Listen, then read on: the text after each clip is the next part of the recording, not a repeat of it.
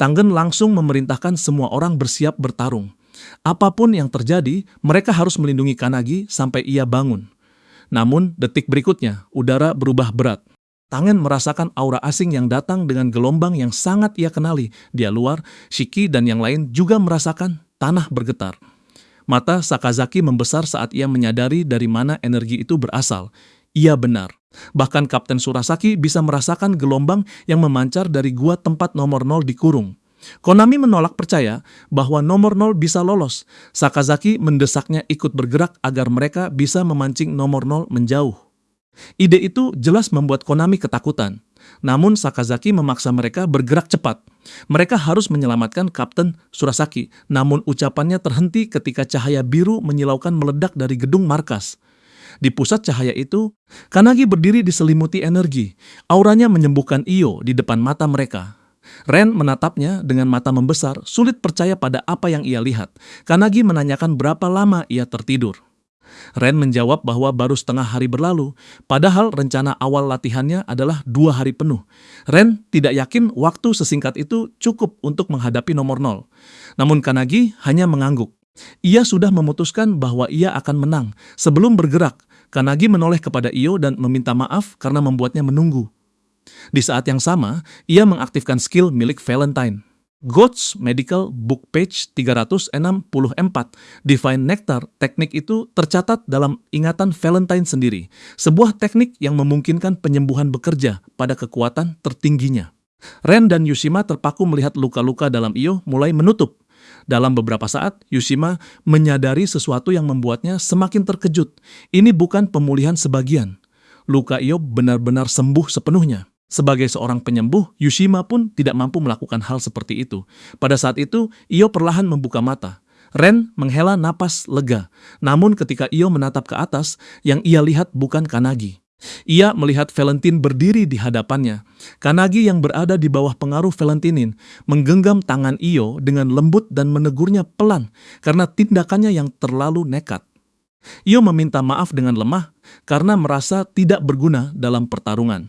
Namun Valentine meyakinkan bahwa Iyo sudah bertarung dengan luar biasa melalui tubuh Kanagi.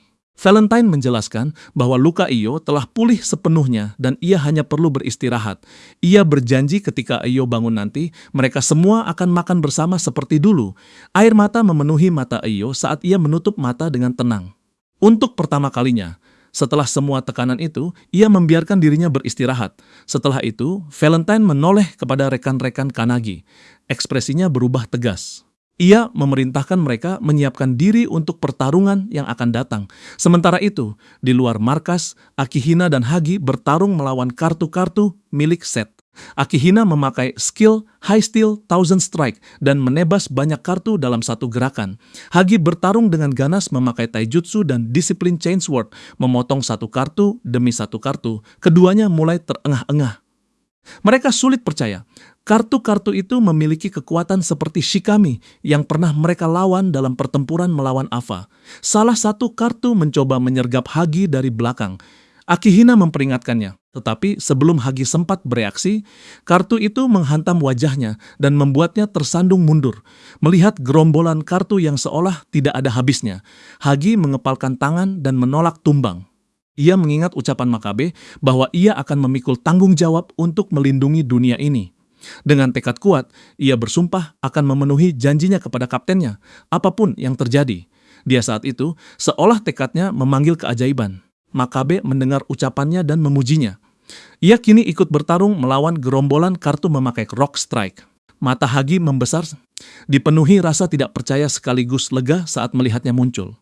Makabe tersenyum dan memastikan bahwa ia sudah kembali. Detik berikutnya, Kapten Yoruzuya memasuki medan perang. Ia mengayunkan skill Golden Bat dan langsung menghancurkan beberapa kartu dalam satu pukulan. Kedua kapten memerintahkan para bawahan bersiap menghabisi semua musuh. Akihina dan Hagi segera mematuhi. Makabe lalu melihat Kanagi di udara, terbakar energi mentah dengan pedang yang menyala. Kanagi mengambil posisi. Dengan satu gerakan kuat, ia memakai gaya pedang satu tangan Hinoi, Wave, dan melepaskan tebasan dahsyat yang menghasilkan gelombang kejut besar. Ratusan kartu tercabik dalam satu serangan. Akihina dan Hagi menatap kagum pada skill yang begitu luar biasa. Di sisi lain, Seth merasakan kerusakan besar pada kartu-kartunya dan membeku di tengah pertarungan. Asura menyadari perubahan ekspresinya dan bertanya apa yang terjadi. Seth bergumam tidak percaya bahwa 10 dek kartu, lebih dari 500 prajurit yang ia lepaskan, telah hancur. Asura langsung memahami bahwa Kanagi pasti berada di balik serangan itu. Ia memerintahkan Seth segera membunuh target mereka, lalu menoleh kepada Makato dengan kesabaran yang mulai habis. Keteguhan mereka membuat Asura kesal, karena orang-orang itu menolak mati. Mendengar itu, Makato menenangkan dirinya dan menyiapkan serangan berikutnya. Ia menegaskan bahwa merekalah yang akan mati, bukan dirinya. Mata Asura menyipit karena bingung, lalu menyala penuh amarah mendengar keberanian itu. Namun, sebelum ia sempat bereaksi, ia melihat segel ilahi bercahaya terbentuk di lengannya. Detik berikutnya, Makato mengaktifkan skill anti-demon Divine Seal. Ledakan energi terang menyebar ke arah Asura. Makato menghantamkan tinjunya ke depan, melepaskan gelombang proyektil bercahaya yang menyebar di medan perang. Asura melihat banyak proyektil mendekat dan menilai semuanya tampak lambat serta tidak berbahaya. Ia marah sambil meremehkan serangan itu, yakin tidak ada ancaman nyata di dalamnya. Namun ketika proyektil itu semakin dekat, kesadaran mendadak menghantamnya. Makato sudah menanam segel di tubuhnya sejak benturan pertama mereka. Proyektil itu bukan serangan acak. Semuanya terkunci langsung pada tubuh yang telah ditandai. Sebelum Asura bereaksi, Makato muncul di belakangnya dan menghantamnya dengan pukulan keras hingga tubuhnya terlempar. Ia mengejek Asura, membuatnya sadar bahwa proyektil itu bukan bahaya utama. Ancaman sebenarnya adalah strategi Makato untuk menembus pertahanan dan mendaratkan pukulan penentu. Makato menjelaskan bahwa segel ilahi yang terukir di tubuh Asura akan menggandakan kecepatan setiap proyektil. Setiap segel baru membuat lebih banyak proyektil bercahaya muncul dari udara. Pada awalnya, Asura masih bisa menghindar. Namun, hanya dalam beberapa saat, kecepatannya menjadi terlalu tinggi untuk diikuti. Pukulan Makato berikutnya menghantam Asura dengan ganas dan kembali membuatnya terguling. Barulah Asura memahami bahwa setiap segel melipat gandakan kecepatan proyektil secara eksponensial. Tidak lama kemudian, proyektil-proyektil itu bergerak lebih cepat daripada yang bisa dilihat matanya. Setiap satu menghantam dengan kekuatan setara. Pukulan langsung Makato, ledakan cahaya terjadi bertubi-tubi. Asura jatuh ke tanah. Sementara Makato berdiri di atasnya, mengejek amukannya yang tidak berguna. Asura gemetar ketakutan dan mati-matian menjaga jarak. Ia mengaktifkan skill Face of Fear, kabut korosif keluar dari tubuhnya dan menyebar di area. Makato melihat kabut beracun itu melebar di sekitarnya. Di saat yang sama, Seth terjebak di dekat Nisha. Ia memohon agar dilepaskan dan mengaku tidak ingin mati dengan memalukan. Namun, Nisha mengabaikan ketakutannya. Rambut panjangnya bergerak sendiri, melilit Seth dengan erat dan membentuk kepompong yang mencekik. Seth meronta tanpa daya saat mananya terkuras habis. Ketika proses itu selesai, tubuhnya membeku seperti mumi. Nisha lalu menoleh kepada Asura dan menyatakan bahwa sekarang Asura benar-benar memahami rasa takut kembali ke medan perang.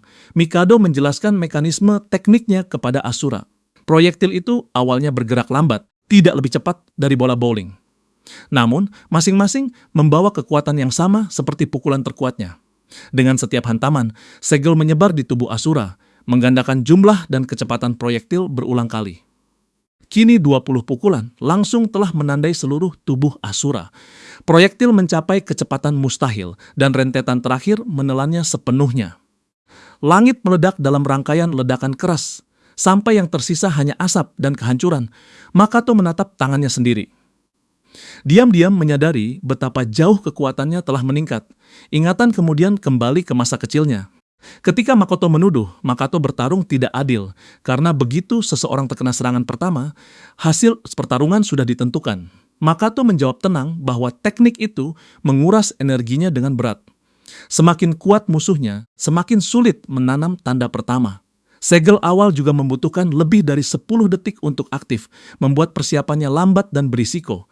Midori sempat bertanya apakah musuh seperti itu benar-benar ada. Makato menunjuk Midori dan mengatakan bahwa Midori sendiri termasuk salah satunya. Midori bingung dan bertanya arti simbol kanji aneh itu.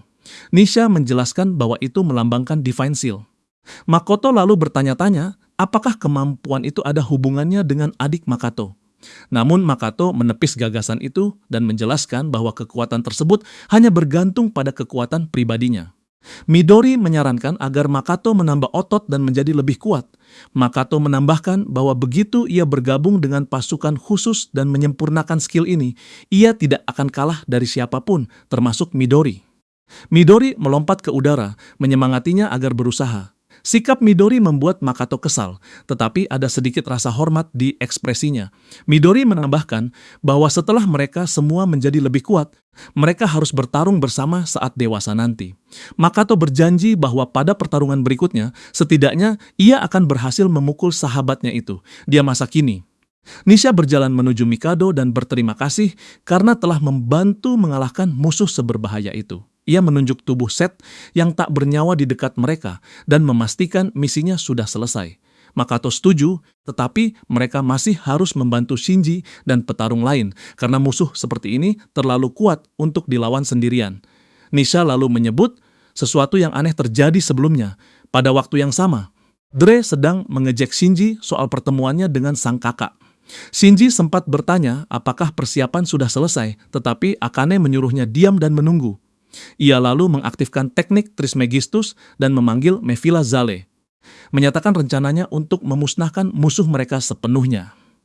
Alkemis Kilik dulu pernah menjelaskan kepada Kanagi bahwa alkimia bekerja dengan mengubah sesuatu yang biasa menjadi bentuk yang lebih baik melalui pemahaman tentang cara dunia bekerja. Pengetahuan datang dari pemahaman mendalam terhadap prinsip-prinsip tersebut. Ketika Kanagi bertanya, apakah transformasi termasuk pelajaran ke-15, Kilik membenarkan. Namun ia mengingatkan bahwa kekuatan tempur harus didahulukan, sementara alkimia bisa menunggu. Jika suatu hari Akane mempelajarinya, ia pasti akan menguasainya dengan mudah. Dia masa kini, Akane mengaktifkan tekniknya saat Dre terus menyerang tanpa jeda. Serangan Dre datang liar sampai Hanata dan Shinji hampir tidak bisa memprediksi arah berikutnya. Salah satu serangan mengenai Shinji langsung. Hanata meneriakkan namanya, tetapi Shinji berhasil menahannya meski begitu. Keduanya tahu mereka tidak bisa bertahan lebih lama. Tawa Dre menggema di medan perang saat ia mengejek kelemahan dan keputusasaan mereka. Ia menyebut teknik khusus yang diperintahkan bosnya untuk disimpan demi keadaan darurat. Namun menurutnya, momen ini pantas untuk memakai teknik itu. Ia memanggil artefak bernama Purgatory Star dan melemparkannya ke arah mereka sambil menyeringai, yakin semuanya akan berakhir. Mata raksasa bersinar di atas mereka. Shinji hanya bisa menatapnya. Dre menjelaskan bahwa artefak itu meluncurkan proyektil dan setiap satelit yang diciptakannya membawa daya hancur sama seperti yang asli. Suaranya semakin keras saat ia menyombongkan bahwa serangan itu akan datang dari segala arah dan menutupi langit. Tawanya berubah liar saat ia mengumumkan bahwa semua yang berada dalam jangkauan akan terbakar oleh meriam apinya. Senjata-senjata api menyebar di sekitar mereka. Shinji tidak berdaya menjawab. Hanata juga merasakan ketidakberdayaan yang sama. Dalam keputusasaan, Hanata memanggil Akane. Ia muncul di sampingnya dalam sekejap, merasakan bahaya dengan jelas. Ketika Akane melepaskan serangan balasan, meriam api Dre menjawab dengan serangan raksasa lain. Ledakan menelan seluruh area. Dre yakin tidak ada yang mungkin selamat. Ia mengingat hadiah kekuatan dari nomor 0, kekuatan yang membuatnya bisa membalas dendam pada orang-orang yang mengejeknya. Ia tertawa gila tentang menghancurkan dunia. Namun tawanya berhenti ketika petir hijau menyembur dari bawah.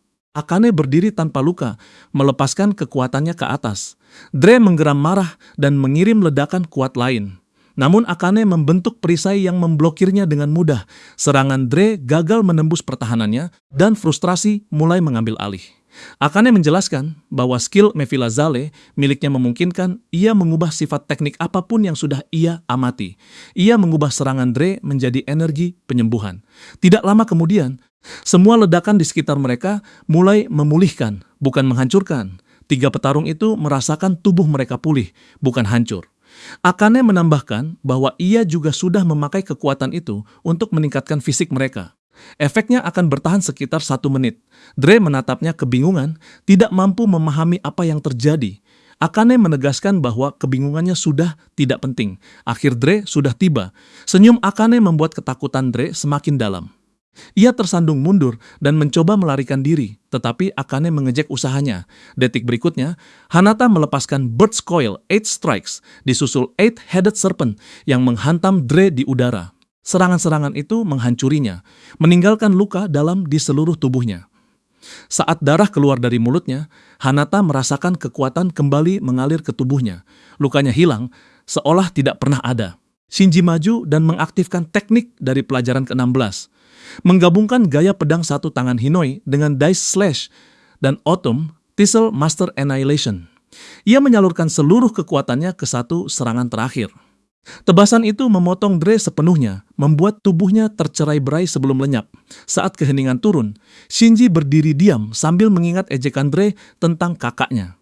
Jauh di hatinya, ia berharap di dunia lain, kakaknya bisa membunuh Dre lagi, lalu berbisik bahwa hal itu hanya mungkin terjadi jika musuhnya itu juga menemukan tempat di surga. Salah satu dari 12 rasul, Dre, gugur di tangan Shinji, Hanata, dan Akane dari skuad Kanagi. Ketiganya berdiri bersama sambil terengah-engah. Akane masih membeku, mencoba memahami apa yang baru terjadi. Ia sadar Shinji baru saja menjalankan skill gabungan yang terlalu maju untuk levelnya saat ini. Tetapi entah bagaimana ia berhasil melakukannya. Shinji dengan penuh rasa berterima kasih kepada Akane. Dan menegaskan bahwa kemenangan ini sepenuhnya miliknya. Namun sebelum ia bisa berkata lebih banyak, tubuh Akane menyerah. Ia jatuh ke tanah dalam keadaan tidak sadar. Pikirannya mengalir ke dalam kenangan. Dia kedalaman batinnya, Akane mendapati dirinya berbicara kepada Midori, meminta maaf atas ucapannya 7 tahun lalu. Saat itu, dalam amarah, ia menuduh Midori datang terlalu terlambat ketika semuanya sudah hancur. Midori berdiri di hadapannya dengan rasa bersalah, hanya bisa meminta maaf. Ayah Akane adalah petarung berpangkat tinggi yang bekerja melawan bencana terkait ramalan. Suatu hari, ia tanpa sengaja menemukan lukisan terkutuk. Saat lukisan itu aktif, seluruh dunia mereka terpelintir ke dimensi lain dengan mansion mereka sebagai pusatnya. Semuanya berubah menjadi mimpi buruk mendengar keadaan darurat itu. Midori bergegas masuk ke lukisan yang telah rusak demi menghentikan ramalan sebelum menyebar lebih jauh. Namun ketika ia tiba, semuanya sudah terlambat. Orang tua Akane, para pelayan, dan semua orang yang ia kenal telah lenyap. Hanya Akane yang selamat. Dalam kesedihannya, Akane berteriak kepada Midori dan menyalahkannya karena gagal menghentikan bencana lebih cepat. Bawahan Midori sempat mencoba menjelaskan sesuatu, tetapi Midori menghentikannya. Akane terus menangis hancur sambil berlutut di depan mereka. Belakangan, Akane mengetahui kebenarannya. Pada hari yang sama, Midori sedang berada di belahan dunia lain untuk melawan bencana ramalan lain. Ia menyelamatkan ribuan orang. Menyadari itu, Akane mengerti betapa kejamnya ia saat itu. Ia menyalahkan seorang anak berusia 16 tahun yang sudah memikul beban yang mustahil. Namun Midori tidak pernah menunjukkan kemarahan kepadanya. Ia justru menyuruh Akane menjalani hidupnya sepenuhnya dan tidak merasa bersalah karena itu. Midori menjelaskan bahwa ia berlatih tanpa henti untuk satu tujuan, yaitu menghentikan ramalan.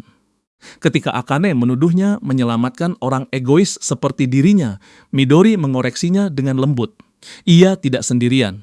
Teman-temannya di pasukan khusus selalu berdiri bersamanya, meskipun mereka bertarung di tempat berbeda. Hati mereka terhubung, dan mereka terikat oleh kepercayaan, bukan jarak. Midori pernah menunjukkan foto seluruh skuadnya di wallpaper ponselnya, dan mengatakan bahwa suatu hari Akane akan memahami semuanya. Mata Akane perlahan terbuka di masa kini. Shinji dan Hanata berlutut di sampingnya dengan khawatir. Shinji bertanya apakah ia sudah sadar. Akane menjawab lemah bahwa ia baru saja kembali. Hanata menjelaskan bahwa baru 1 menit berlalu sejak ia pingsan. Akane duduk dan mengatakan bahwa ia harus meminta maaf langsung kepada Midori. Shinji menambahkan bahwa ia juga berutang terima kasih kepada Midori atas kakaknya, Makoto, yang ia sebut sebagai teman tak tergantikan. Akane menatapnya terkejut, menyadari betapa dalam Midori menyentuh hidup mereka. Hanata ikut menyatakan bahwa tujuannya adalah suatu hari melampaui Midori. Ketiganya kini memiliki tekad yang sama. Midori tidak boleh mati. Shinji tersenyum dan menyarankan mereka segera mengejarnya. Tanpa ragu, ketiganya bangkit ke langit bersama. Tekad mereka tidak tergoyahkan. Di saat yang sama, jauh di dalam gua batu kapur, Kapten Surasaki berdiri di dekat retakan dimensi ke-17. Ia menoleh saat Kanagi melangkah mendekat. Sang kapten bertanya apakah latihan Kanagi sudah mencapai tahap akhir. Kanagi mendesaknya segera pergi. Ia menjelaskan bahwa Wingfield berencana menghancurkan seluruh markas memakai kekuatan maksimal turbulence. Namun sang kapten menolak kabur. Saat Kanagi bergerak maju, suara nomor 0 menggema dari tubuh Midori di kedalaman. Ia menyambut Kanagi dan menebak bahwa Kanagi datang untuk mengalahkan mereka. Namun Kanagi menyatakan tujuannya berbeda. Ia tidak datang untuk bertarung. Ia datang untuk menyelamatkan Midori. Nomor 0 mengulang pernyataan itu dengan nada mengejek. Ia mengingat ucapan Iyo sebelumnya, ketika Iyo menyuruhnya bertahan selama 2 hari karena sesuatu yang menarik akan terjadi. Ia menafsirkan itu sebagai tanda bahwa Kanagi membutuhkan 2 hari penuh untuk mempersiapkan pertarungan mereka. Karena baru setengah hari berlalu, nomor 0 menganggap Kanagi masih jauh dari siap. Pikiran itu membuatnya tertawa. Menganggap situasi ini terlalu konyol, tiba-tiba Kanagi melancarkan serangan gabungan King of Light, Penetration, dan Luminous Kick. Serangan itu mengenai dengan kekuatan besar, tetapi Kanagi merasakan sesuatu yang aneh. Gerakannya berhenti total, sementara pertahanan lawannya tetap tidak tersentuh. Serangannya gagal menembus. Nomor 0 mengakui kecepatan Kanagi dan kekuatan di balik pukulannya. Namun ia memutuskan pertarungan harus berakhir sekarang. Ia mengaktifkan turbulence dan menyelimuti tubuhnya dengan energi liar yang kacau. Energi mengerikan itu menyebar ke seluruh ruang, menghancurkan semua yang disentuhnya.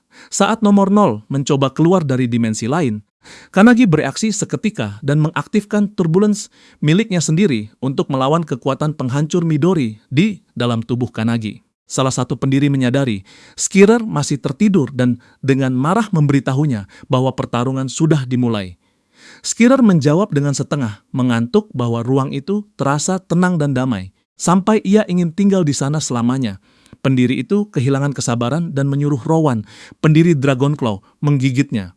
Skirer menjerit kesakitan saat gigitan itu membangunkannya. Setelah sadar, ia meyakinkan bahwa semuanya akan baik-baik saja selama dirinya tetap terjaga. Skirer sempat mempertanyakan keadaan darurat itu, tetapi segera memahami bahwa jika Kanagi mati, ia juga akan lenyap. Ia lalu memberitahu mereka tentang Divine Wind, skill yang ia ajarkan kepada Kanagi khusus untuk situasi ini.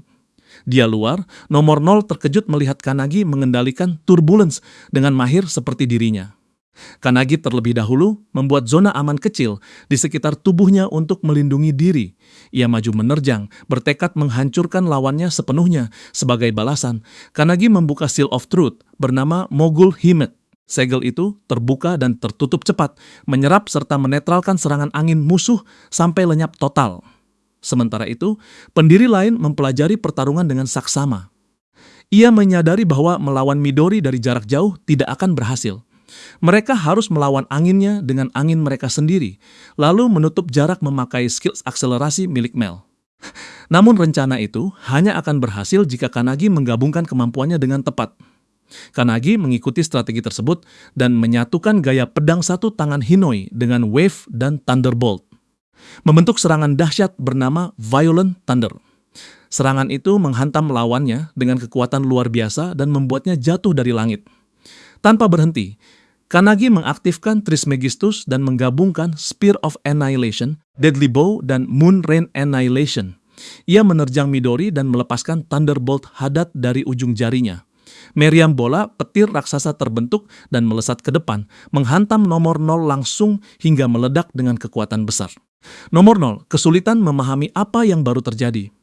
Ia tidak percaya Kanagi bisa menggabungkan skill dengan atribut yang sepenuhnya berbeda tanpa memakai artefak. Ia mulai menyadari bahwa Kanagi mungkin benar-benar petarung yang ditakdirkan untuk mengakhiri semua ramalan. Meski begitu, ia berteriak bahwa serangan Kanagi tetap tidak bisa benar-benar melukainya.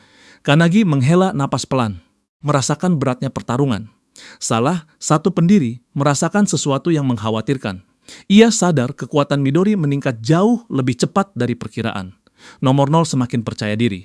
Ia yakin Kanagi belum punya cukup waktu untuk menyiapkan kemenangan.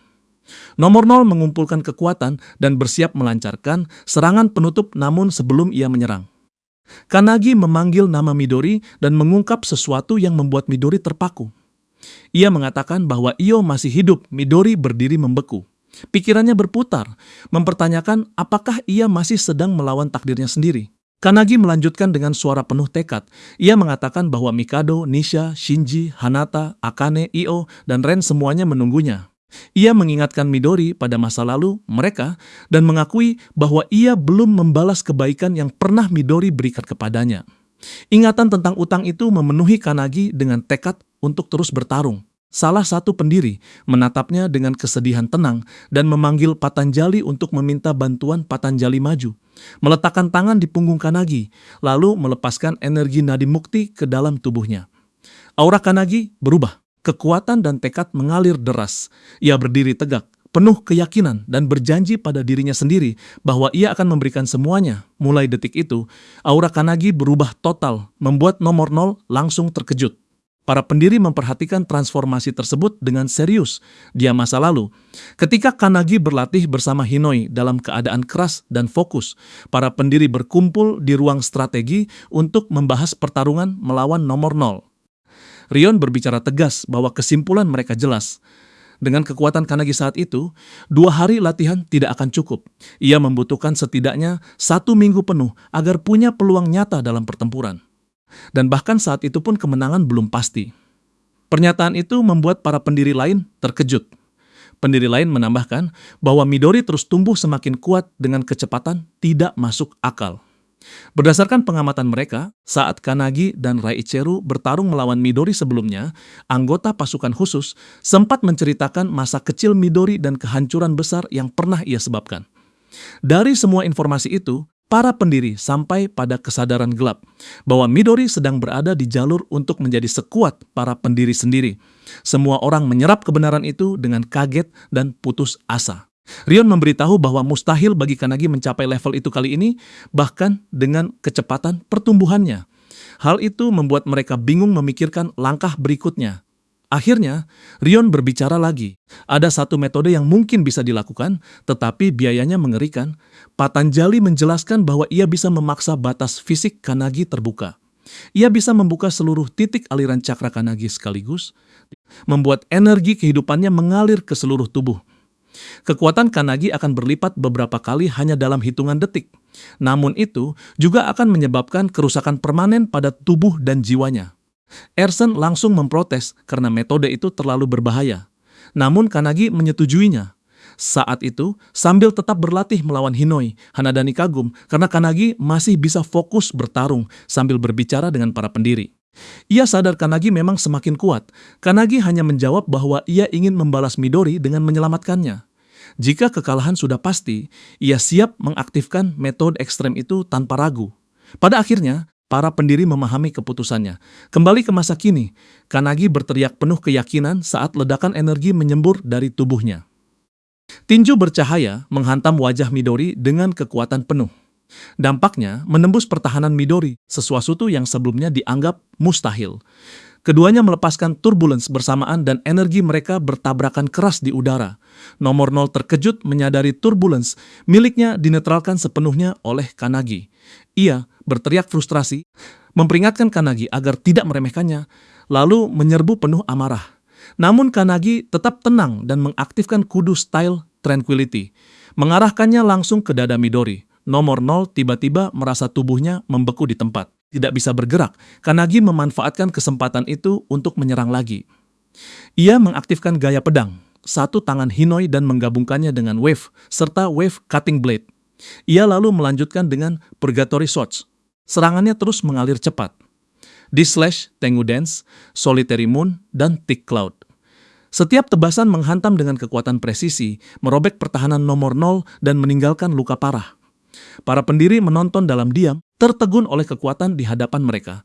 Rion mengamati Kanagi dari dekat dan menyadari kekuatannya jauh melampaui prediksi. Potensinya lebih dalam daripada yang pernah ia bayangkan. Kini ia memahami bahwa pertarungan sudah mencapai tahap akhir. Kanagi lalu melepaskan teknik terakhirnya, Splitting Cloud. Serangan itu menghantam nomor 0 dengan kekuatan dahsyat dan membuat tubuhnya terpental tinggi ke langit. Midori berteriak saat insting mengambil alih. Ia mati-matian mencoba menciptakan dinding angin kuat di sekeliling tubuhnya untuk bertahan dari pukulan berikutnya. Namun Kanagi tidak berhenti. Tubuhnya menyala oleh aura petir, listrik menari di sekelilingnya. Ia mengaktifkan Thunderbolt Hadad dan menyatukannya dengan BX, Dragon's Claw, dan Penetration. Ia lalu menambahkan Flash Kick untuk menyempurnakan kombinasi. Dengan tekad membara, Kanagi menghantam langsung dada Midori memakai Burning Light. Benturan itu menciptakan ledakan besar yang melahap semua area di dekat mereka.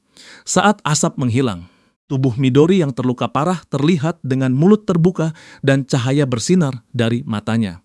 Kanagi masih berdiri dalam posisi waspada. Tepat ketika Kanagi hendak memberikan pukulan terakhir, Midori cepat mengeluarkan artefak eliksir dan menelannya seketika, memulihkan kekuatannya. Dengan energi kembali penuh, ia melepaskan ledakan output maksimal, menyalurkan turbulence langsung ke arah Kanagi yang sedang menyerbu. Dampaknya menciptakan ledakan besar. Kanagi mengangkat perisai tepat waktu. Namun, meski bertahan, kekuatan serangan itu tetap menghancurkan area di sekitar mereka sepenuhnya. Di tengah kekacauan, Midori mulai tertawa gila. Ia mengejek Kanagi karena tidak menyadari apa yang akan terjadi berikutnya.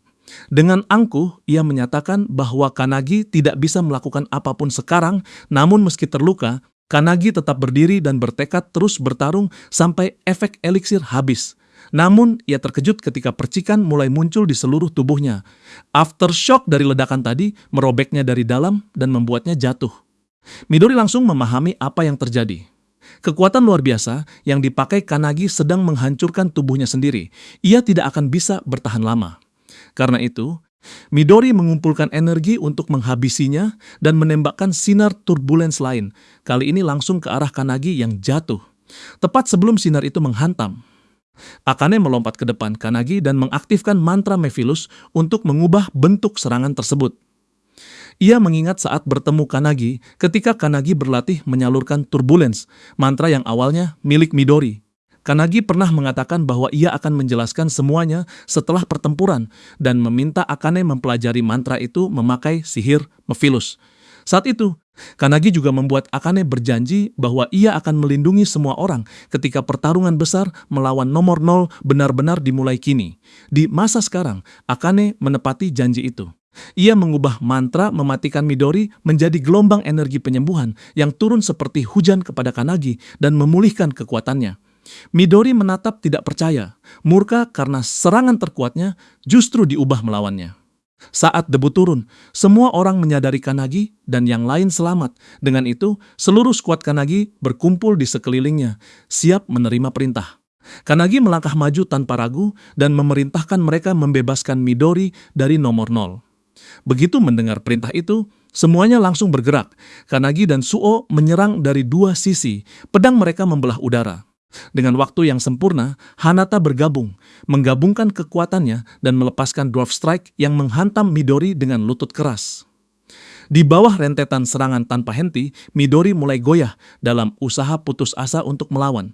Ia mengaktifkan Wall of Cutting Pearls, namun ia terkejut karena Shiki sudah berada di sana, membungkus mantra itu dan mengacaukannya di tengah proses. Sebelum Midori sempat pulih, Mikato menghantamnya dengan pukulan naik keras, lalu menyusul dengan rentetan pukulan ganas ke seluruh tubuh. Meski menerima kerusakan besar, Midori masih berhasil lolos, hanya untuk langsung ditangkap lagi oleh mantra rambut terlarang milik Nisha. Mikato kemudian menyelesaikan serangan dengan ledakan raksasa dari lingkaran sihirnya, mengguncang medan perang dengan letusan keras. Sementara itu, Icha hanya memperhatikan dari jauh, membiarkan murid-murid mudanya menangani pertarungan. Saat Midori kembali menstabilkan diri di udara, Kanagi mengarahkan pedangnya ke atas dan menyatakan bahwa kekuatan Midori mulai melemah. Nomor 0 juga merasakannya. Efek artefak sudah memudar dan ia tahu ia harus melindungi diri dengan cara apapun. Dia saat yang sama, para pemuda bersiap memakai gaya pedang satu tangan Hinoi. Mereka menyalurkan energi bersama dan melepaskan tebasan terpadu yang menembus langsung jiwa nomor 0. Ledakan cahaya raksasa menelan seluruh hutan. Ketika ledakan mereda, tubuh Midori akhirnya terbebas. Teknik pedang yang baru mereka pakai dikenal sebagai cut-off.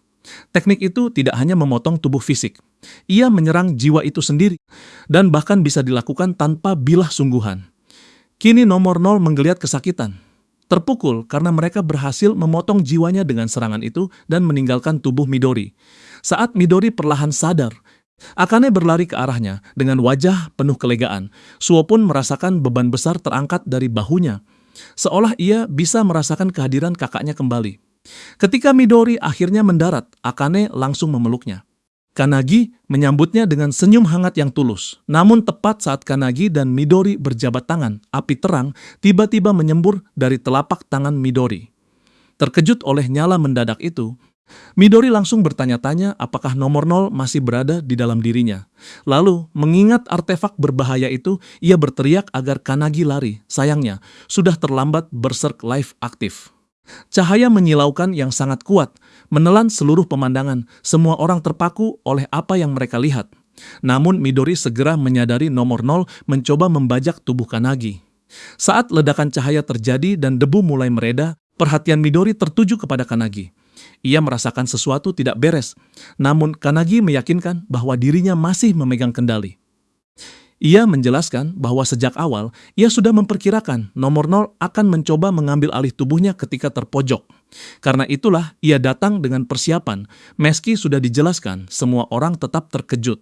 Jelas bahwa nomor 0 memang berhasil masuk ke tubuh Kanagi, dan Kanagi sendiri mengakuinya. Dia dalam nomor 0 penuh kegembiraan bengkok karena akhirnya mendapatkan wadah sekuat itu. Namun kegembiraan itu langsung disambut oleh ratusan pendiri yang sudah menunggunya, siap memberikan hukuman tanpa ampun. Dia luar. Kanagi dengan tenang menjelaskan bahwa tempat paling berbahaya bagi nomor 0 justru berada di dalam dirinya. Di sana, nomor 0 akan terjebak dalam siklus rasa sakit tanpa akhir berkat kekuatan gabungan para pendiri. Setelah masalah itu selesai, Kanagi dengan santai menyarankan mereka pulang untuk sementara. Sementara itu, di tempat Hajime, Icha datang membawa kabar bahwa tuannya sudah mati. Namun Hajime tampak tidak terlalu peduli. Yang membuatnya tertarik adalah alasan Icha membiarkannya hidup. Icha menjelaskan bahwa ia ingin menempatkan Hajime di bawah pengawasannya sendiri dan melatihnya sebagai murid. Saat kelompok Kanagi kembali bersama Midori, Mikato menyambut Midori dengan pukulan tajam yang berhenti tepat di depan wajahnya. Itu menjadi ucapan selamat datang yang setengah serius. Sebelum ia menyeret Midori ke misi baru untuk mencari sisa tempat persembunyian nomor 0 di Inggris, kondisi Io perlahan membaik berkat penyembuhan berkelanjutan. Saat kekuatannya kembali, ia berbagi momen hangat bersama para gadis. Kelegaan menyapu mereka semua karena semuanya akhirnya selesai dan mereka hanya bersyukur nenek mereka kembali. Di atap terdekat, Tangen dan Yushima bersantai sambil membicarakan jumlah korban. Mereka melihat helikopter Richard mendekat dari kejauhan. Mereka tahu kedamaian tidak akan bertahan lama, jadi mereka memilih menikmati ketenangan selama bisa sisa skuad dan para kapten lega karena Midori akhirnya kembali. Fokus mereka sepenuhnya tertuju kepadanya. Namun, di belakang tanpa disadari yang lain, Kanagi tiba-tiba roboh. Ia jatuh ke dalam koma dalam, keadaan yang mungkin tidak akan pernah ia bangun lagi. Semua orang berlari ke arahnya dengan kebingungan. Ia roboh meski seluruh lukanya sudah sembuh. Di antara mereka, Midori merasakan sesuatu yang aneh tetapi familiar, sesuatu yang pernah ia alami sebelumnya. Ia mulai bertanya-tanya apakah yang terbaring di sana benar-benar Kanagi. Yang mengejutkan semua orang, roh pendiri Rion muncul dari tubuh Kanagi dan memperkenalkan diri dengan tenang. Kelompok itu terpaku, menyadari pendiri legendaris yang sering mereka dengar kini berdiri di depan mereka. Rion menjelaskan bahwa memperlihatkan keberadaan mereka bukan bagian dari rencana, tetapi keadaan memaksanya melakukan ini. Ekspresinya berubah serius saat ia meminta bantuan. Ia membutuhkan seseorang yang dekat dengan Kanagi untuk membantu membawanya kembali. Sementara itu, di dalam kesadarannya, Kanagi terbaring damai di padang bunga. Beberapa waktu kemudian, saat Midori menggulir ponselnya, ia menemukan pesan video dari sahabatnya, Aradip, yang dikirim sebelum kematiannya. Dalam pesan itu, Aradip mengaku bahwa ia tahu dirinya akan mati karena membantu sahabatnya, tetapi ia sudah damai dengan keputusan itu.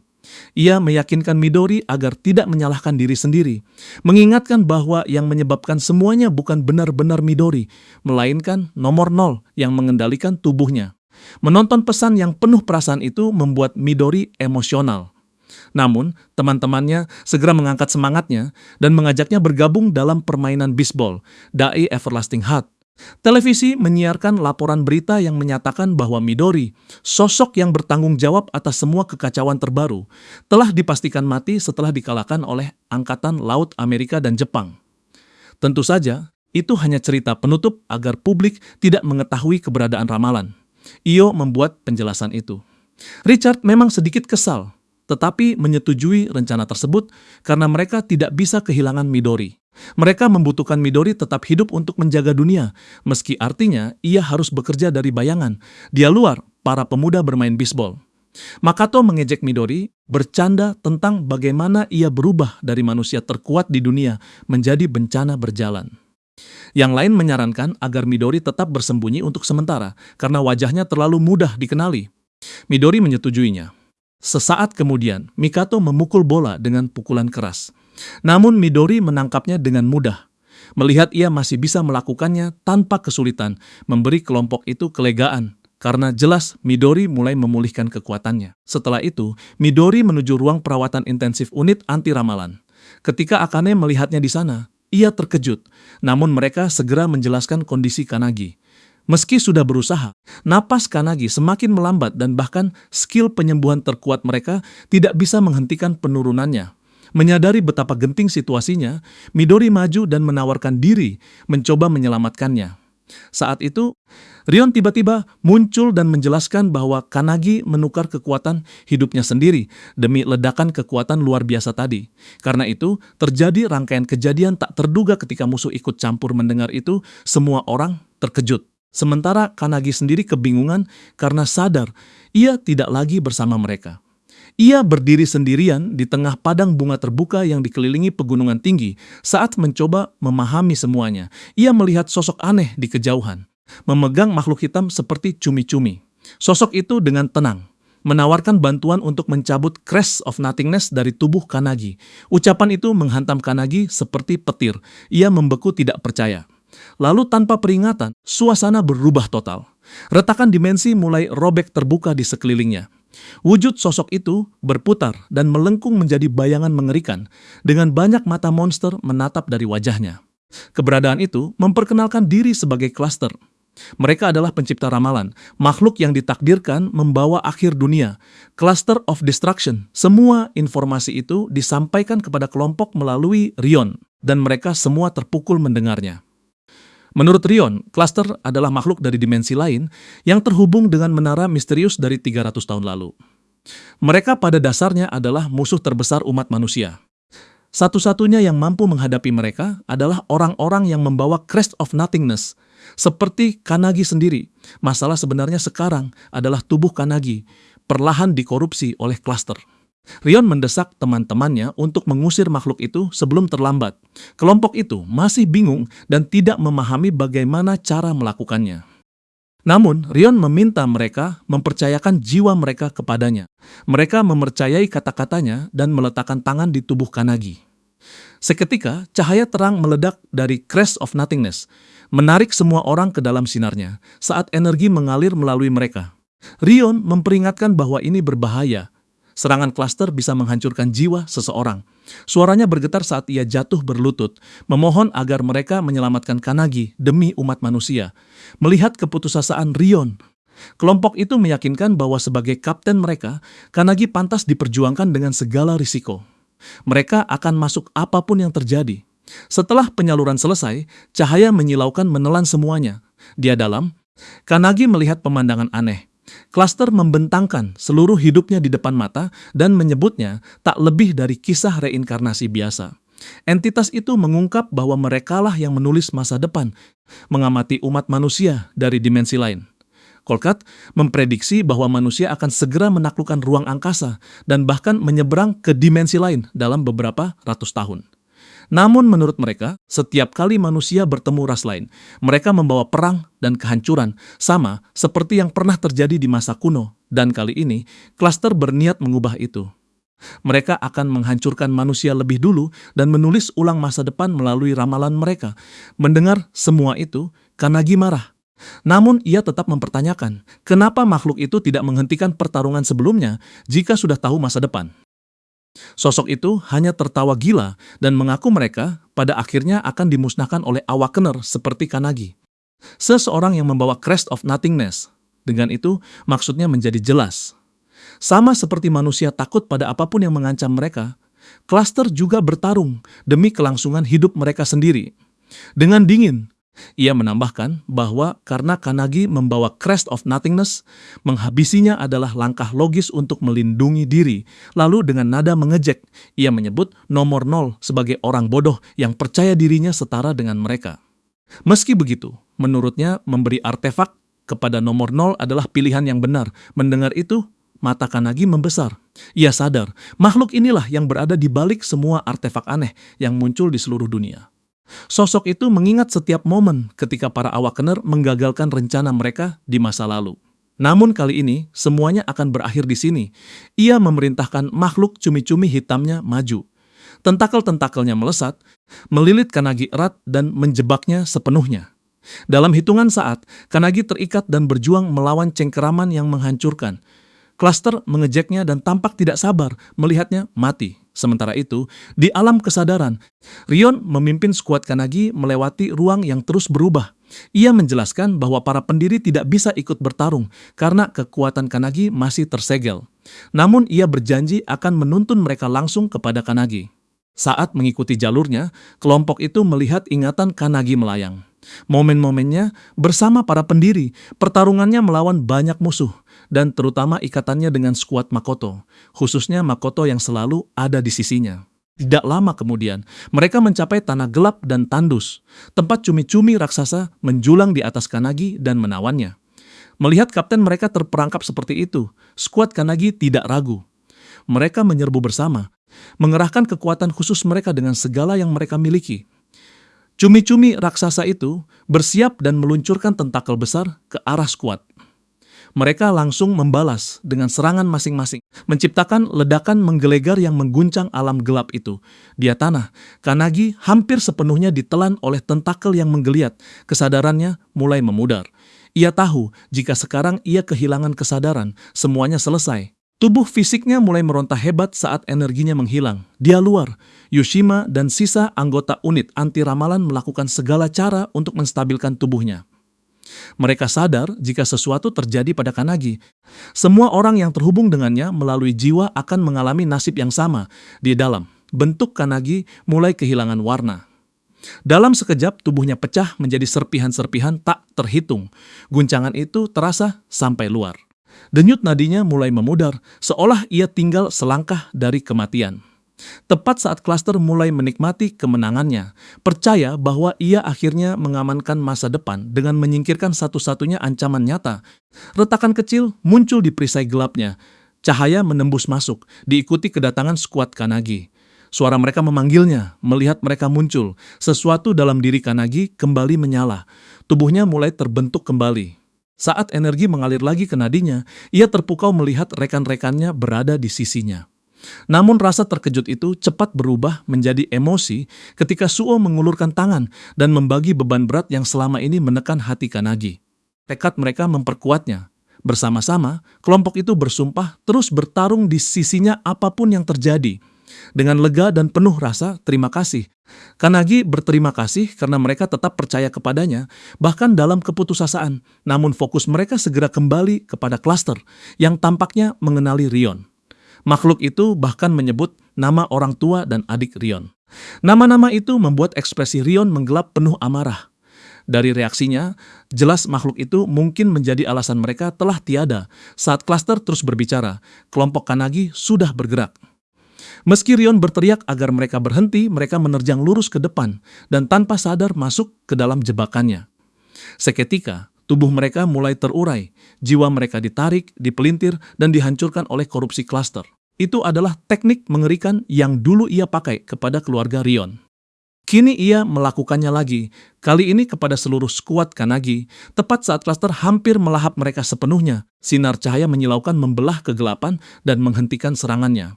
Semua orang menoleh ke sumber cahaya dengan terkejut. Dua sosok turun dari atas, mereka dengan santai memuji tim Kanagi karena mampu bertahan selama ini. Keduanya memakai lencana dan tanda cabang anti ramalan di tangan mereka, memancarkan otoritas serta ketenangan. Kanagi menyipitkan mata karena wajah mereka terasa familiar. Ingatannya belum langsung tersambung, sampai ia mengingat kilasan dari hari-hari awalnya di skuad Makoto. Mereka adalah sesama trainee, meski Kanagi ingat pernah mendengar bahwa keduanya sudah pensiun sejak lama. Namun kini mereka berdiri di hadapannya seolah tidak pernah pergi. Pria itu memperkenalkan diri sebagai Claude Friedman. Di sampingnya berdiri seorang wanita bernama Natasha Smirnov. Keduanya mantan trainee cabang anti ramalan dari angkatan yang sama dengan Kanagi. Sekarang mereka kembali untuk menyelesaikan urusan. Dari tatapan mereka, jelas keduanya siap bergabung dalam pertarungan. Mereka memperingatkan Cluster dengan tegas agar keluar dari kesadaran Kanagi. Claude memperkenalkan Natasha sebagai putri dari Olay. Namun gadis itu masih tertidur tenang sambil memeluk boneka. Seolah tidak ada hal di sekitarnya, yang penting melihatnya begitu. Seluruh kelompok terpaku karena sadar gadis itu benar-benar seorang putri. Kanagi mendekat, tetapi sebelum ia sempat memproses semuanya, sang putri tidur mengungkap keinginannya. Ia ingin Kanagi menyelamatkan dunia mereka. Kanagi terkejut. Natasha berjanji jika Kanagi membantunya, ia akan membantu Kanagi keluar dari tempat aneh ini. Cluster yang mendengar semua itu kehilangan kesabaran dan menyatakan bahwa kematian Kanagi tidak terhindarkan.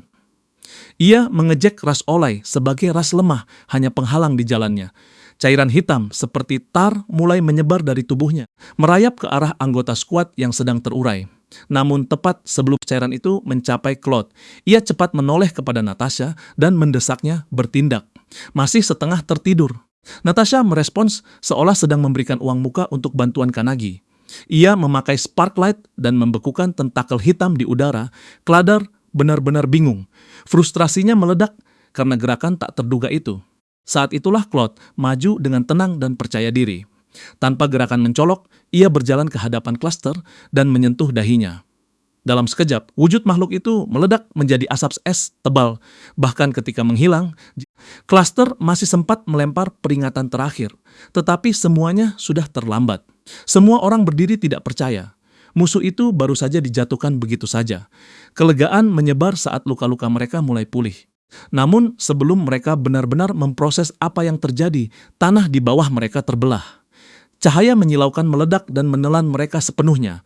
Detik berikutnya, mereka jatuh ke ruang terbuka yang tidak dikenal. Meski semua itu baru saja terjadi, Natasha tetap tampak santai, meringkuk seperti sedang tidur di sudut nyaman. Claude, sebaliknya, menyarankan sudah waktunya kembali ke dunia nyata saat mereka mulai memudar. Claude dan Natasha mengingatkan Kanagi bahwa mereka telah mempertaruhkan harapan kepadanya. Sekarang giliran Kanagi membuktikan dirinya. Dengan pesan terakhir itu, semuanya larut menjadi cahaya. Ketika Kanagi membuka mata lagi, ia mendapati dirinya terbaring di ruang rumah sakit. Semua anggota skuadnya tersebar di sekitar, kelelahan tetapi hidup. Pemandangan itu membuatnya tersenyum. Tepat saat itu, Ren menerobos masuk ke ruangan dengan wajah sangat lega melihat Kanagi baik-baik saja. Ia menjelaskan bahwa ketika skuad Kanagi kembali, sihir penyembuhannya bekerja dan menarik Kanagi kembali dari ambang kematian. Kanagi berterima kasih kepadanya. Namun, Ren segera membalikan itu dan mengatakan bahwa berkat Kanagi, Nenek Iyo dan Midori masih hidup saat mereka berbicara. Sisa skuad perlahan bangun. Mereka bahagia dan lega melihat Kanagi sadar lagi. Claude dan Natasha juga berada di sana, dengan Claude membuat kemunculan bergaya mencolok seperti biasa. Hal itu langsung membuat Suo menatapnya bingung, namun kebingungan tidak berhenti di situ. Keadaan menjadi semakin aneh ketika Natasha benar-benar bangun, menyapa Kanagi, dan dengan tenang mengingatkan janji Kanagi untuk menyelamatkan dunia mereka. Seluruh kelompok menatap tidak percaya, tidak paham apa maksudnya. Lalu Natasha menjatuhkan kabar sebenarnya. Menara-menara kuno sedang runtuh di planetnya. Saat itulah semuanya tersambung. Menara yang sama, menara berusia 300 tahun yang pernah ditaklukkan oleh para pendiri. Menurut Natasha, bencana kuno itu mulai terulang. Kini Cluster berencana memakai dunianya sebagai markas baru untuk melancarkan invasi. Karena itulah ia membutuhkan bantuan Kanagi untuk menghancurkan setiap menara sebelum terlambat. Setengah tahun lalu di Olay, menara-menara aneh mulai muncul tanpa peringatan, membawa kekacauan dan kehancuran ke seluruh planet. Melihat tanah kelahirannya runtuh membuat hati Natasha hancur. Meski tidak ingin, ia terpaksa melarikan diri. Sebelum pergi, Ia bersumpah akan kembali suatu hari nanti bersama pembawa Crest of Nothingness dan menyelamatkan dunianya dari kehancuran kembali ke masa kini. Natasha menjelaskan bahwa perang supremasi sedang berlangsung di banyak dimensi. Itulah alasan sebenarnya bumi terbelenggu oleh begitu banyak kejadian aneh. Setiap planet bertarung demi wilayah, pengaruh, dan sumber daya. Kini, konflik yang sama terjadi dalam skala universal. Mendengar itu, Kanagi benar-benar terpukul dan sulit memproses semua yang baru ia pelajari. Untuk membuatnya lebih memahami, Natasha dan Kemcloud memakai kemampuan mereka untuk membawa skuad ke kampung halaman Natasha di Olai. Begitu tiba, seluruh tim terpukau melihat sebuah kota kecil yang ramai dan penuh kehidupan. Namun ketika Akane mencoba menyentuh salah satu warga, tangannya menembus tubuh orang itu. Natasha lalu menjelaskan bahwa semua yang mereka lihat adalah ilusi yang diciptakan oleh artefak kuno yang mampu merekonstruksi ingatan. Meski begitu, suasananya tetap terasa hangat dan hidup. Mereka melihat wajah Natasha terpampang di poster besar di seluruh kota. Poster itu berkaitan dengan penobatannya yang akan datang. Ketika Natasha menunjuk ke arah istananya di kejauhan, kelompok itu sulit percaya pada apa yang mereka lihat. Kastil itu sangat besar, berkilau di bawah cahaya matahari seperti bangunan dari mimpi. Kanagi tidak bisa menahan kagum karena semuanya tampak begitu cerah dan hidup. Namun Natasha hanya menyuruh mereka terus menonton. Sesaat kemudian, langit mulai melengkung dan terkoyak. Retakan dimensi terbuka di atas mereka. Dari celah-celah itu, ratusan menara jatuh menghantam tanah. Skuad menatap ngeri, terutama Kanagi yang langsung mengenali benda-benda itu sebagai Towers of Destruction. Menara-menara itu menghantam tanah seperti misil dan melepaskan kekacauan murni. Ledakan menyebar di seluruh daratan. Api melahap kota, es membekukan semua yang dilewati, dan jeritan manusia memenuhi udara saat kehancuran menelan semuanya. Kota yang tadinya hidup berubah menjadi pemandangan horor dalam hitungan detik. Semua orang membeku sampai teriakan, memilukan terdengar dari kastil. Itu suara Natasha, menangisi rakyatnya dengan putus asa. Bingung kenapa semua ini terjadi kepada mereka. Skuad Kanagi mendengar jeritan kesakitan itu, suara kehidupan tak bersalah yang remuk di bawah kegelapan. Rasa sakit dan kekacauan itu terlalu nyata. Seolah mereka sedang masuk ke mimpi buruk hidup seseorang. Kanagi ingin bicara, ingin mengatakan sesuatu yang menenangkan. Namun tidak ada kata yang keluar, hanya diam. Natasha menjelaskan dengan lirih bahwa inilah yang ia lihat setiap kali tidur. Mimpi buruk yang sama berulang lagi dan lagi. Rakyatnya dibantai oleh klaster. Semua yang ia berusaha lindungi berubah menjadi abu. Melihat semua itu, Kanagi akhirnya memahami kata-kata para pendiri. Alasan mereka ingin menghancurkan menara bukan hanya demi kekuatan, tetapi untuk membalas yang lemah dan berdiri melawan mereka yang menghancurkan segalanya di jalan mereka. Kini setelah memahami bebannya, Kanagi meletakkan tangan di bahu Natasha dengan lembut. Dengan tekad tenang, ia berjanji bahwa mereka siap menyelamatkan dunia Natasha dari kegelapan yang pernah menghancurkannya. Saat tangan Kanagi berada di bahu Natasha, crest miliknya mulai bersinar, memancarkan energi gabungan dari semua pendiri yang berdiri di belakangnya. Dengan suara tenang namun penuh tekad, Kanagi memerintahkan semua orang bersiap untuk pertunjukan. Dalam sekejap, kelompok itu keluar dari alam ingatan dan terbagi ke dalam 2 mobil. Kanagi dan timnya berada di mobil pertama, sementara Irion bersama yang lain di mobil kedua. Di dalam mobil, Irion dirantai ke kursinya sambil menuntut liburan dengan suara keras. Ia mengeluh karena mereka baru saja menyelamatkan Midori, tetapi sekarang sudah dikirim untuk menyelamatkan 1 planet penuh. Kekesalannya makin menjadi ketika ia mengetahui kepala pengawas, Io menyetujui misi itu bahkan tanpa mendengar rencana lengkapnya. Namun sebelum ia bisa mengomel lebih panjang, Akane memberinya tatapan dingin yang langsung membuatnya diam. Walau wajah kesalnya jelas tidak hilang. Sebelumnya pada hari itu, Kanagi mengunjungi para pendiri. Mereka meminta maaf karena tidak bisa membantu selama pertarungan melawan klaster. Patanjali terutama menyalahkan dirinya sendiri, merasa tekniknya membuat Kanagi berada dalam bahaya. Namun Rion menenangkannya. Justru skill itulah yang membantu mereka mengalahkan Midori. Setelah itu diselesaikan, Rion mendesak semua orang fokus pada misi berikutnya, yaitu menyelamatkan planet Natasha. Ketika Kanagi bertanya bagaimana mereka dulu menghadapi klaster, sebagian besar pendiri hanya menjawab bahwa mereka menyerang sampai berhasil. Kanagi bingung karena tidak ada strategi jelas.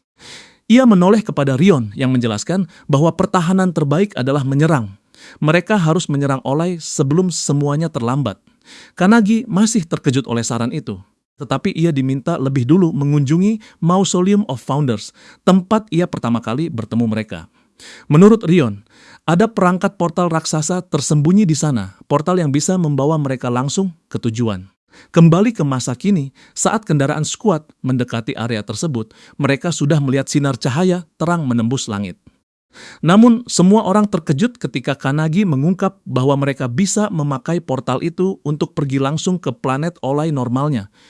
Perjalanan seperti itu memakan waktu beberapa minggu dan membutuhkan banyak titik transit antar dunia yang jauh. Gagasan bahwa ada perangkat yang bisa melewati semua itu dan mengirim mereka langsung ke sana membuat seluruh skuad terpaku. Saat mereka masih mencoba mencerna kenyataan itu, Midori tiba-tiba menunjuk ke Cakrawala. Ia melihat ratusan klaster tertarik ke arah sinar yang bersinar. Pemandangan itu membuat kelompok membeku, tetapi Kanagi tetap tenang. Ia mengingat Hinoi pernah menyebut monster dorman yang dulu ia lawan di menara juga termasuk jenis klaster. Kini makhluk-makhluk itu tampaknya bereaksi terhadap aktivasi portal. Melihat klaster berkumpul dalam jumlah besar, sesuatu dalam diri Kanagi seperti meledak. Energinya meluap. Dengan semangat menyala, ia menyalurkan kekuatan Hinoi dan melompat keluar dari mobil. Tepat saat ia bersiap memakai 10,000 slash. Ia terkejut melihat Midori sudah berada di sampingnya. Siap bertarung, Midori tampak ingin menebus kesalahan masa lalunya dan melampiaskan frustrasinya dalam pertarungan di depan. Kanagi mengangguk, memberi sinyal kepada Suo agar langsung mengemudi menuju formasi monster di depan. Klet telah menyatu, membentuk makhluk raksasa seperti tentakel yang menggeliat, tersusun dari banyak tubuh monster yang terjerat.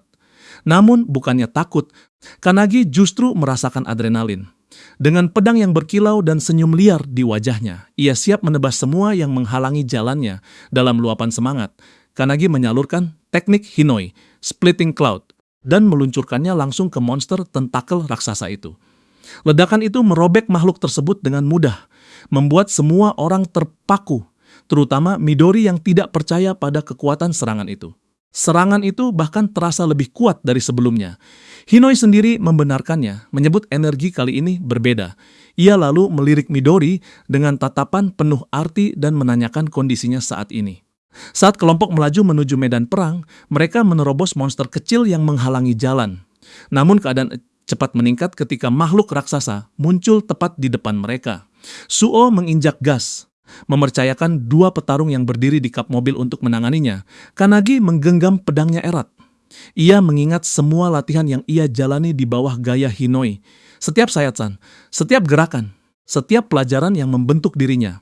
Saat pedangnya ditarik, udara berderak. Dalam satu gerakan cepat, ia menebas ke depan dan semua monster di depan mereka terpotong bersih menjadi dua. Beberapa waktu sebelumnya, tepat setelah Kanagi dan Midori pulih, Midori mengunjungi Everlasting Hut untuk berbicara dengan Io. Mereka membahas buku ramalan Bhagavad Gita, buku yang lama disembunyikan nomor 0 dan terkenal sangat sulit ditafsirkan. Meski mereka berbicara, Midori tidak bisa menyembunyikan kekecewaan terhadap dirinya sendiri. Ia masih memikul rasa bersalah berat karena telah membunuh bangsanya sendiri saat berada di bawah kendali musuh. Yang mengejutkan, bahkan Io tidak punya jawaban jelas untuk meringankan rasa sakit itu. Bagaimanapun, kelengahan Midori dalam pertarungan itu ikut menyebabkan tragedi. Meski begitu, agar ia bisa terus maju, Io mendorongnya untuk terus bertarung dan mencari penebusannya sendiri melalui pertempuran. Ia harus berhenti hidup dalam bayangan semasa lalu dan mulai berjalan menuju masa depan. Dengan kata-kata Io yang masih menggema di pikirannya, Midori bertarung dengan tujuan baru. Ia bertekad menemukan cahaya di dalam rasa kecewanya dan makna dalam perjuangannya. Saat pertarungan berlangsung, Suo tiba-tiba melihat klaster menyerbu ke arah mobil dan berteriak agar semua orang melindungi warga sipil di dalamnya. Kanagi langsung bereaksi saat melihat salah satu mobil melaju ke arahnya. Dalam sekejap, Midori memakai skill Turbulence untuk mengangkat kendaraan itu tinggi ke udara dan menjaganya tetap aman. Kanagi tertegun melihat bagaimana Midori memakai teknik tempur dengan presisi untuk bertahan. Melindungi orang, bukan sekadar menghancurkan musuh. Terinspirasi, Kanagi ikut bergerak dan menciptakan penghalang di sekitar mobil. Ia lalu membalik energi mantra itu, mengubahnya menjadi serangan yang menjebak beberapa klaster di dalam orb sebelum menghantamkannya ke tanah. Semua yang melihat, termasuk para pendiri, terkesan oleh kerja sama sempurna keduanya, Irion di sisi lain, tampak ketakutan ketika massa monster yang menyatu seperti ular raksasa menyerbu langsung ke arah mereka. Namun Kanagi tetap tenang, mengagumi perkembangan dan kendali Midori. Tanpa ragu, keduanya menyinkronkan serangan dan menghantam makhluk raksasa itu dari dua sisi. Ledakan yang muncul merobek monster tersebut dan mengirim gelombang kejut melintasi medan perang. Para warga bersorak saat angin dari kekuatan Kanagi berputar melindungi mereka.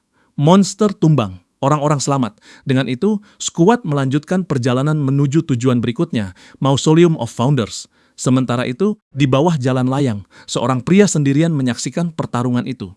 Hanayagi Rui, penjaga mausoleum, tersenyum lega karena tidak ada nyawa yang hilang meski kekacauan terjadi. Ia membalik halaman bukunya dan membaca ramalan yang menubuatkan kedatangan Kanagi serta kelompoknya ke kuil itu.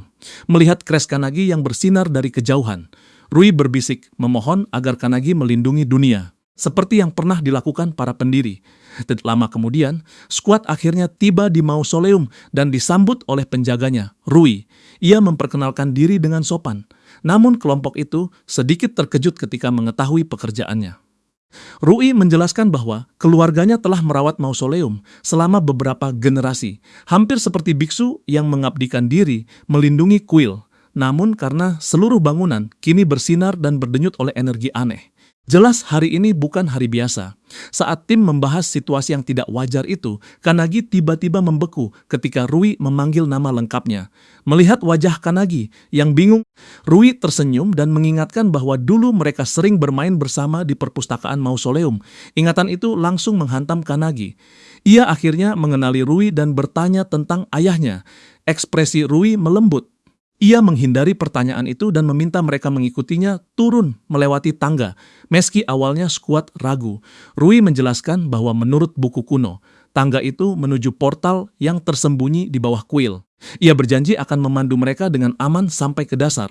Saat Kanagi dan Rui masih kecil, mereka sering menghabiskan waktu berjam-jam di perpustakaan, membaca cerita lama yang disukai ayah Rui. Salah satu buku itu adalah The Crest of Nothingness, volume misterius yang memikat mereka berdua. Ayah Rui sering menceritakan kisah para pendiri. Momen-momen itu termasuk kenangan masa kecil yang paling hangat bagi mereka. Kembali ke masa kini, Rui perlahan mengungkap bahwa ayahnya sudah meninggal belum lama ini. Ia dibunuh saat melindungi mausoleum dari para perampok makam. Salah satunya ternyata monster seperti yang baru saja Kanagi lawan. Seorang hunter memang berhasil membunuh makhluk itu, tetapi semuanya sudah terlambat untuk menyelamatkan ayah Rui mendengar itu. Rion menyadari klaster pasti tertarik oleh sisa energi Crest of Nothingness dan memasang jebakan di sekitar kuil. Ayah Rui hanya terjebak di tengahnya. Kanagi merasakan gelombang rasa bersalah, tetapi Rion mengingatkannya dengan lembut bahwa ini bukan salahnya.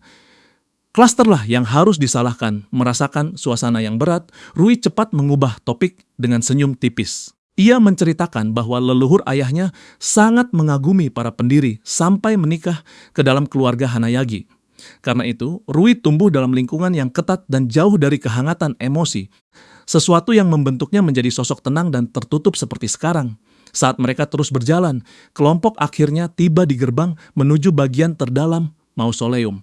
Begitu pintu berat itu terbuka, cahaya menyilaukan memenuhi ruangan. Semua orang, terutama Kanagi, membeku kagum ketika portal raksasa terlihat. Energinya berputar seperti cahaya cair. Rui menjelaskan bahwa portal itu diciptakan melalui kekuatan gabungan Crest of Nothingness dan para pendiri. Namun, sebelum mereka terlalu larut dalam momen itu, Hinoi mengingatkan semua orang untuk kembali fokus. Tugas mereka masih menyelamatkan planet. Kanagi mengangguk dan melangkah maju, siap mengaktifkan portal. Rui menjelaskan bahwa hanya Awakener yang bisa memakai Crest sebagai kunci teleportasi, jadi ia akan tetap di belakang untuk menjaga stabilitas gerbang. Tepat saat Kanagi hendak masuk, Rui menghentikannya. Matanya mulai berkaca-caca. Ia meminta Kanagi membalaskan dendam ayahnya karena ia sendiri tidak bisa bertarung. Kanagi menggenggam tangan Rui dengan erat dan berjanji akan mengalahkan setiap klaster terakhir, membuat mereka membayar semua yang telah mereka lakukan. Dengan sumpah itu menggantung di udara, kelompok masuk ke portal yang bersinar. Cahaya langsung menelan mereka, menarik mereka melewati aliran energi deras. Saat mereka melesat menuju Olai, pikiran Kanagi dipenuhi tekad. Kali ini, ia tidak hanya bertarung untuk menyelamatkan planet. Ia bertarung untuk membalas rekan-rekan yang gugur dan mengakhiri teror klaster untuk selamanya. Setelah terasa hanya seperti satu kedipan, skuad Kanagi berteleportasi dan akhirnya mencapai planet Olai. Namun tempat itu sama sekali tidak terlihat seperti dunia indah dalam mimpi Natasha. Menara-menara telah mengubah seluruh planet menjadi reruntuhan. Bahkan istananya sudah dikuasai oleh klaster menjijikan. Semua orang merasakan kemarahan yang meluap. Namun Kanagi bisa merasakan amarah para pendiri mendidih di dalam dirinya saat melihat keadaan tempat itu. Akane tiba-tiba terkejut karena di tengah kehancuran itu, ia masih melihat para penyintas yang hidup bersembunyi saat mereka berusaha menentukan langkah berikutnya. Mereka menyadari sesuatu yang berbahaya mendekati lokasi mereka dengan cepat. Tanpa membuang waktu, Putri Natasha melesat melewati semua orang untuk menyelamatkan para penyintas itu. Melihat Natasha bergerak, skuad Kanagi segera mengikuti di kamp pengungsi. Orang-orang berjuang dengan persediaan makanan rendah dan kondisi hidup yang buruk, namun mereka masih berharap sang putri kembali. Mereka benar-benar terkejut ketika Natasha tiba dan langsung meminta maaf karena terlambat menyelamatkan mereka. Meski ia meminta maaf, wajah para penyintas justru menyala penuh sukacita. Mereka mulai meneriakan pujian untuknya. Natasha menjadi emosional karena tahu ia pernah meninggalkan mereka. Namun ia mengumumkan dengan tegas bahwa ia sudah kembali dan akan mengambil tanggung jawab penuh untuk menjaga keselamatan mereka. Tepat saat ia memberi harapan yang sangat mereka butuhkan, seekor cacing klaster besar menyelinap dari belakang. Untungnya, para penyihir bergerak tepat waktu dan membekukan cacing itu di tempat. Hanata menyusul dengan tendangan brutal. Lalu mereka semua menggabungkan mantra masing-masing dan meledakkan monster itu menciptakan kilatan terang yang keras. Dengan wajah bahagia, Natasha mengumumkan kepada semua orang bahwa mereka adalah sekutu kuat yang datang membantu. Melihat kekaguman dan secercah harapan di wajah para penyintas, skuad Kanagi semakin termotivasi untuk membantu mereka dengan sebaik mungkin. Namun tepat saat perasaan itu mulai menetap, Kanagi melihat sesuatu yang mengerikan. Seorang kesatria berzirah duduk di atas kuda diselimuti aura gelap. Natasha langsung membeku karena mengenalinya sebagai kakaknya, Mihail. Sayangnya, ia tampak telah dikorupsi oleh klaster. Dengan cairan hitam menjijikan menetes dari matanya. Meski terkejut melihat sang pangeran yang sudah rusak, Kanagi berdiri siap menghadapi apapun yang akan dilakukan Mihail. Sementara itu, di dalam istana, kedua orang tua Natasha yang telah dikorupsi sedang menikmati makan malam yang menjijikan.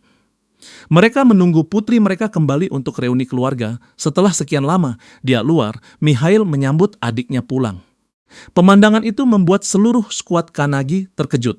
Claude yang melihat kekhawatiran mereka segera menjelaskan bahwa tubuh Mihail sedang dibajak oleh makhluk yang menginvasi tanah ini.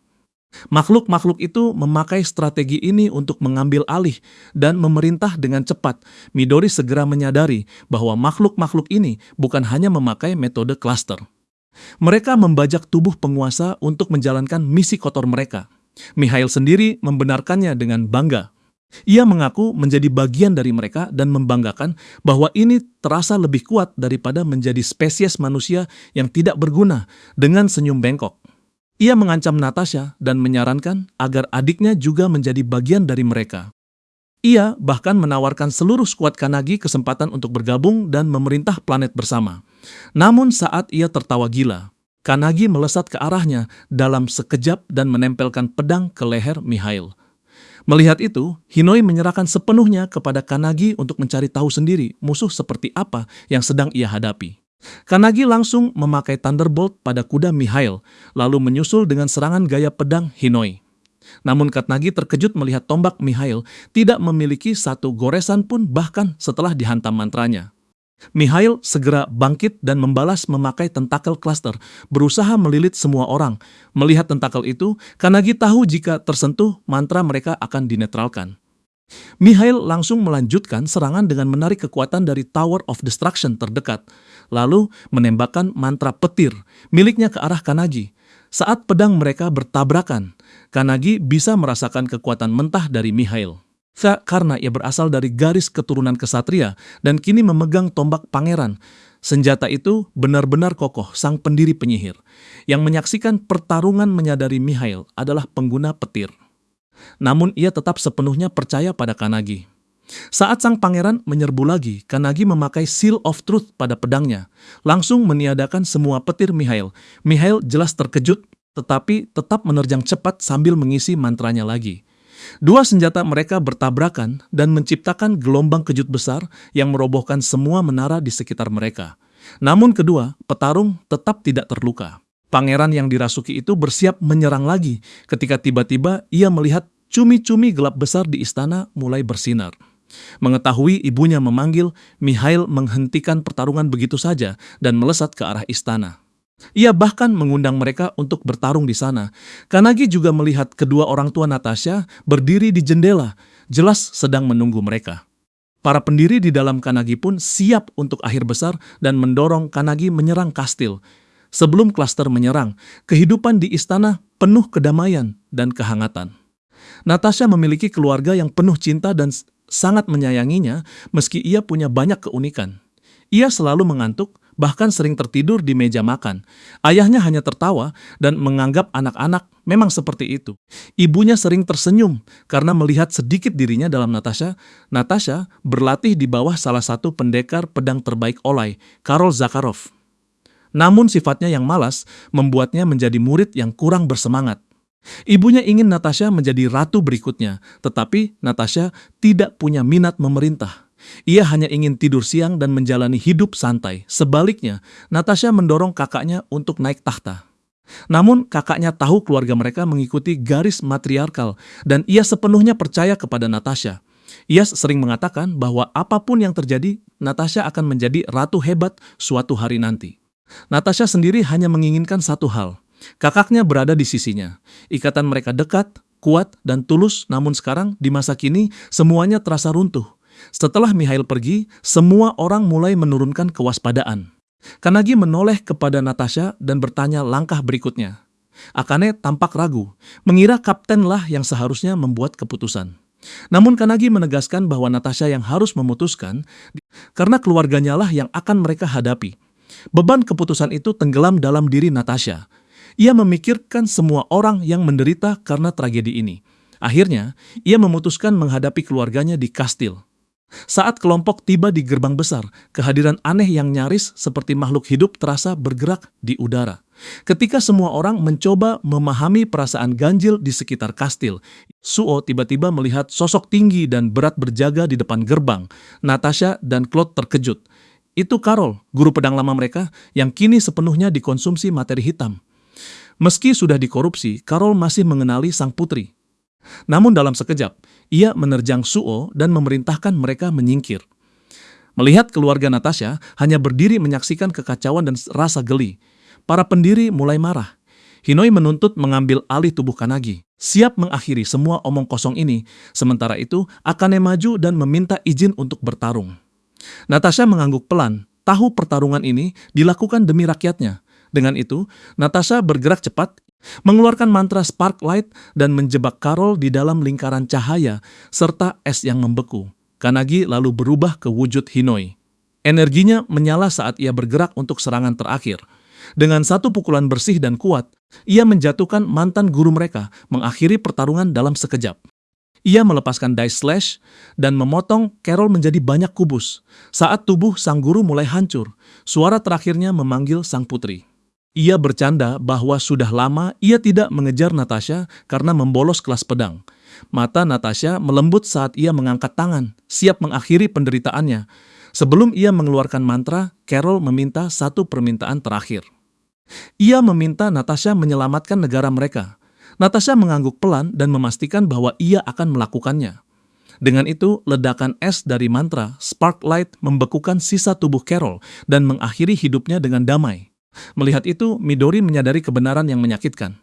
Orang-orang yang telah diambil oleh klaster tidak bisa kembali menjadi diri mereka semula. Dari teras atas, keluarga Natasha diam-diam mundur, kembali ke dalam kastil dengan ekspresi dingin dan jauh. Kanagi tidak membuang waktu. Ia memerintahkan skuad menyerbu masuk. Sebelum memasuki gerbang kastil, ia mengayunkan pedangnya ke arah cumi-cumi hitam raksasa yang menjaganya. Namun gelombang energinya langsung tersebar. Skuad terkejut karena makhluk itu bertindak seperti perisai. Tanpa menghancurkannya, mereka tidak punya cara maju. Untuk menangani situasi itu, Rion maju dan meminta Hinoi membiarkannya mengambil alih. Ia menjelaskan bahwa dengan gerbang terbuka lebar dan tidak ada yang menjaganya, ia bisa langsung membidik ruang takhta. Saat Rion mengambil kendali, ia menoleh kepada Akihina untuk meminta analisis tentang cumi-cumi raksasa itu.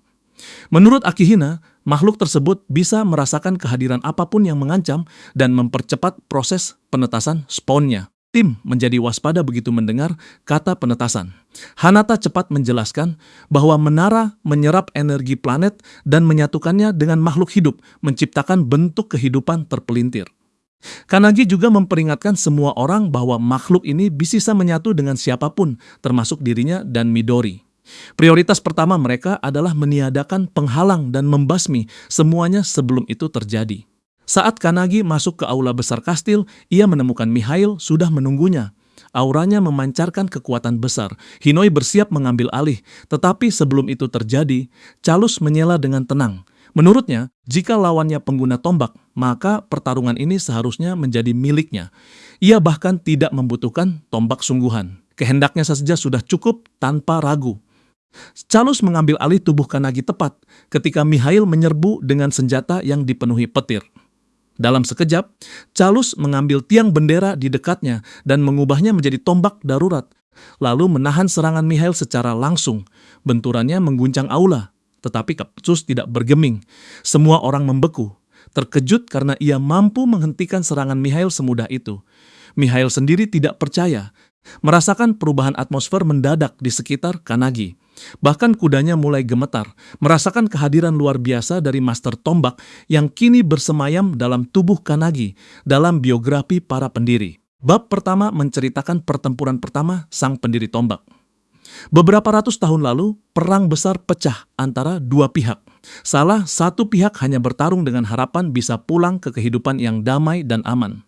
Di antara mereka ada seorang ahli tombak menakutkan bernama Shimmer Kalus, pria yang membawa tombak 3 kali lebih tinggi dari tubuhnya dan terlihat sama mengintimidasi seperti senjatanya. Pemimpin kelompok itu ingin para prajuritnya selamat dan kembali pulang. Namun jauh di dalam hati, ia tahu banyak dari mereka tidak akan kembali. Ia mencari bimbingan dan meminta nasihat Calus-Calus yang belum lama muncul dari hutan, tak layak huni dan tiba-tiba bergabung dengan mereka, hanya mengatakan bahwa ia ingin perang berakhir. Ia menjelaskan bahwa musuh yang mereka hadapi tidak punya belas kasihan. Mereka menghancurkan, membakar, dan membunuh semua yang ada di jalan. Mereka adalah pihak yang sama yang pernah memusnahkan desa Calus. Pertarungan ini adalah kesempatan baginya untuk mengakhiri kehancuran itu selamanya. Mendengar itu, sang pemimpin menunjuk gunung jauh di balik garis musuh, tempat jenderal lawan berdiri di bawah benderanya. Ia mengatakan jika mereka bisa mengalahkan jenderal itu, perang akan berakhir. Namun sebelum ia menyelesaikan ucapannya, Calus sudah hilang dalam sekejap. Calus menembus garis depan musuh dengan kecepatan menyilaukan dan menghilang ke markas mereka. Beberapa saat kemudian, ia kembali dengan tenang dan mengatakan bahwa jenderal sudah mati. Para prajurit segera melihat kekacauan menyebar di kamp musuh dan menyadari apa yang baru terjadi. Ketika sang pemimpin melihat melalui teropong, ia terpaku karena jenderal lawan benar-benar tumbang dan pertempuran selesai dalam sekejap. Hanya satu korban yang tercatat, sebuah keajaiban menurut semua orang. Setelah perang, Calus kembali ke hutan. Ia beristirahat damai di pangkuan ibu serigalanya, memastikan bahwa rumah mereka aman lagi. Namun tepat ketika kedamaian tampak bisa diraih, langit menggelap tanpa peringatan. Tower of Destruction turun dari atas dan memusnahkan segalanya, termasuk hutan dan tempat yang pernah Calus sebut rumah, kembali ke masa kini. Calus didorong oleh tekad yang sama yang pernah membakarnya dulu. Keinginan membalas dendam kepada mereka yang menghancurkan keluarganya, sementara kelompok lain naik ke menara untuk menjalankan misi. Calus berdiri siap menghadapi Mihail secara langsung. Dipenuhi amarah, Mihail melepaskan Lightning Storm Domain, mengubah seluruh aula menjadi badai energi berkilat dan guntur menggelegar. Calus memperhatikannya dengan tenang. terkesan oleh kecepatan dan intensitas kekuatan Mikhail.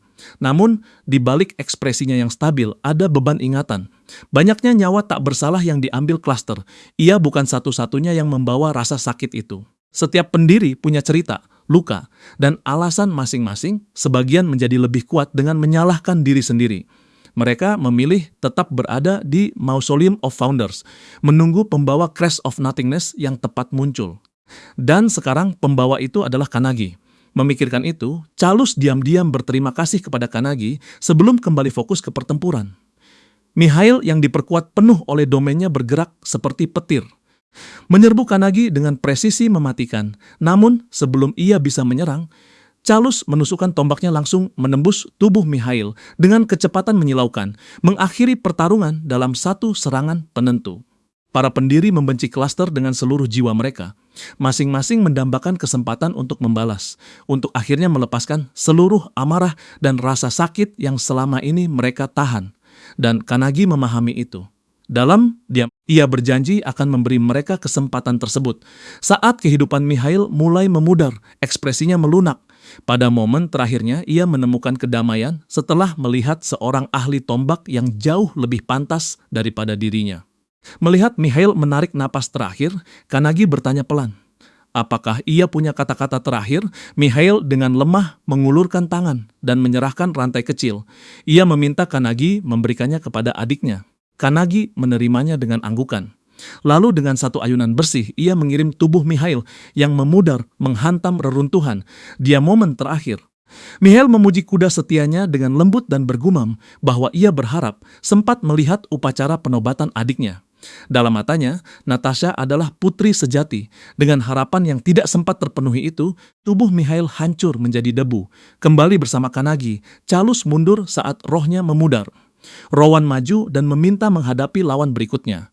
Permintaan mendadak itu mengejutkan pendiri lain, karena Rowan hampir tidak pernah maju seperti itu. Sementara itu, sisa skuad Kannagi akhirnya mencapai aula teater besar.